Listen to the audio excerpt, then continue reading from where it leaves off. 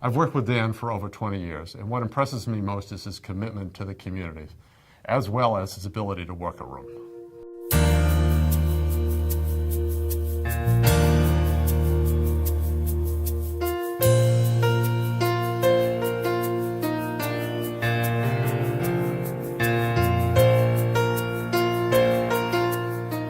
I've known Dan for a very long time.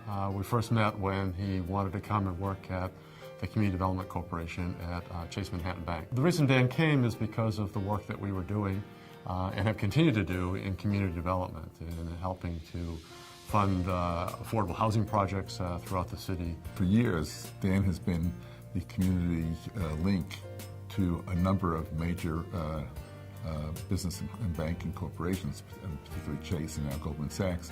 And in that capacity, he has steered money to very effective community organizations, both us directly and also to the community partners that we serve. Dan has always been involved in lots of different boards, and one that's particularly interested him has been the Low Income Investment Fund, which is headquartered actually in California, but has a unit here in New York City. Dan has been very active in that for years.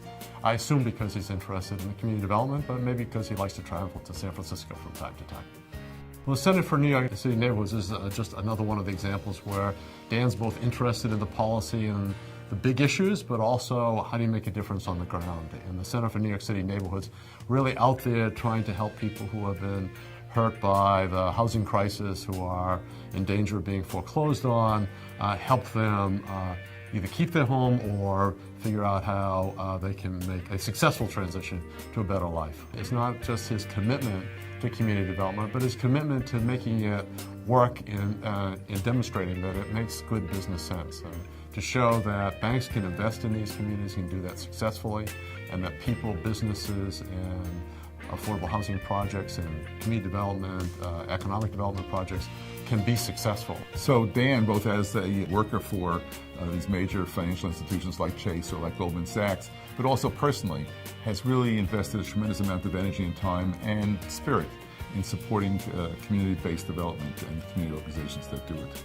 Dan's involvement in Brooklyn A is just an obvious use of his skills and an obvious example of the kind of work he likes to be involved in. Dan is a wonderful guy, and it's not a universal quality of people that are significant players, and we're very proud of the fact that we're able to honor Dan. Every year we always ponder how we're going to do it again and get such wonderful people for these particular honorary positions, and then Dan certainly fits the mold and is really just a great person as well as a devoted activist in this area. Supporting an organization like this fits in completely with Dan's commitment to community development.